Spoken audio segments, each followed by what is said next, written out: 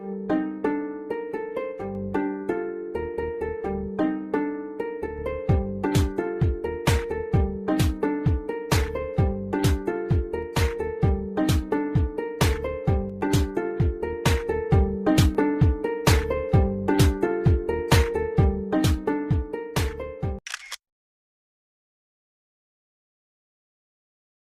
Krieg ist zu Ende.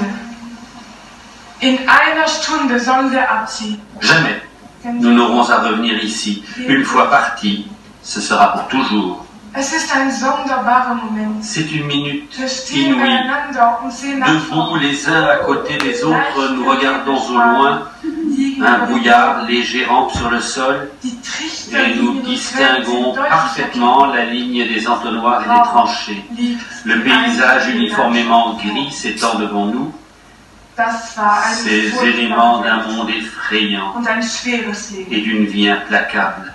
Und Et jetzt maintenant, bleibt es ohne tout cela va weiteres zurück, rester en arrière wenn wir die simplement, Füße vorwärts setzen. s'évanouit derrière Es nous, versinkt peu à Schritt peu, für Schritt hinter uns. au rythme de nos pas. Und in einer Dans Stunde une ist es heure, weg. tout aura disparu et disparu au point qu'on pourrait croire que cela n'a jamais existé. Wer kann das Comment begreifen? comprendre?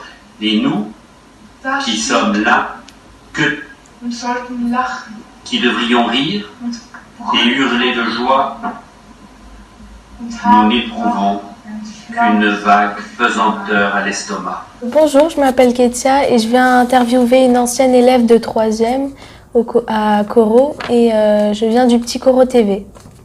Alors, peux-tu te présenter? Bonjour, je m'appelle Louise Marie, je viens du lycée Schweitzer au Rancy. J'ai 15 ans et je suis en seconde maintenant. Alors, comment as-tu été sélectionnée pour participer à la cérémonie du 11 novembre à l'Arc du Triomphe? J'ai été sélectionnée parce que je parle allemand et parce que les chefs de la mission ont cherché des personnes bilingues. Et comme je fais une classe Abi-Bac dans mon lycée, donc le bac allemand et français, ils ont choisi l'élève qui, selon eux, parlait le mieux ou interprétait le mieux un texte en allemand. D'accord. Qui est l'auteur du texte que tu as lu? Erich Maria Remarque, c'est un auteur allemand. Ton texte était en allemand. Pourquoi ce choix? Alors, d'abord, je pense que les chefs de la mission voulaient représenter toutes les armées qui ont participé à la guerre. Donc, ils ont aussi voulu représenter l'Allemagne, qui était à l'époque un ennemi.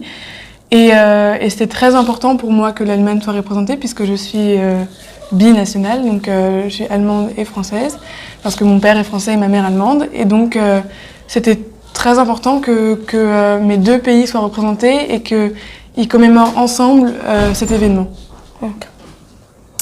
Alors, quel était le contenu de ton texte? Mon texte, donc c'était un soldat qui a écrit ce texte et un auteur. Et donc l'auteur raconte l'armistice, le jour de l'armistice, et il dit qu'il voit que tout est fini, qu'il n'y a plus de balles, qu'il n'entend plus les bruits des canons, etc. Mais qu'il sent que la tristesse et le malheur et toute cette guerre va rester en lui à jamais. D'accord. Alors, combien de temps ça t'a pris pour préparer tout ça? On a eu des répétitions 2 mois avant le 11 novembre. Donc pendant 2 mois, 2, 3, 4 fois par semaine, j'avais des répétitions avec un metteur en scène. Et puis j'ai révisé tous les jours mon texte et j'essayais d'imaginer les humeurs, etc. que je pouvais prendre en interprétant le texte. D'accord. À cette occasion, Macron et Trump t'ont-ils félicité ou remercié? Alors Macron est venu à la fin, on s'est tous mis en ligne, les lecteurs et les marcheurs, enfin les élèves qui ont marché, et il nous a tous félicités, il nous a remerciés aussi. Mais bientôt, je peux pas encore dire quand, je vais être invitée à l'Élysée pour qu'il puisse nous en parler encore plus intimement, on va dire. Et Trump, non, ne m'a pas félicité, il est parti après. Mais Angela Merkel a fait passer le mot au chef de la mission qu'elle était très touchée par mon texte particulièrement. D'accord. Alors, est-ce que tu as dormi la veille? Oui, j'ai réussi à dormir la veille. C'est très étrange, je ne sais pas comment j'ai fait, mais Mais j'ai réussi à dormir même assez tôt et une nuit très complète, même si je devais me lever à 5h du matin. D'accord.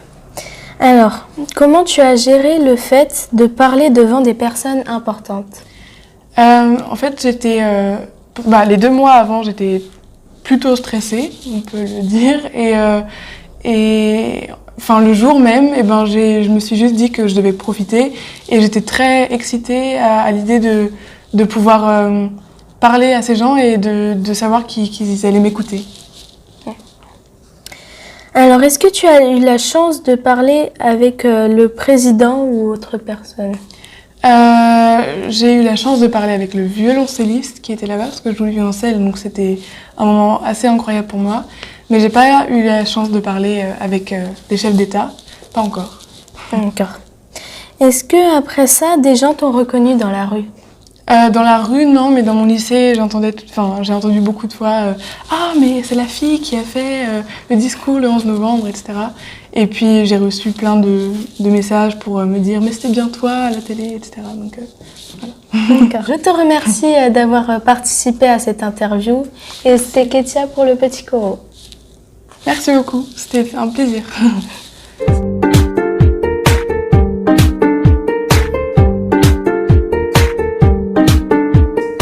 Danke Petit Coro für dieses Interview. Bis bald!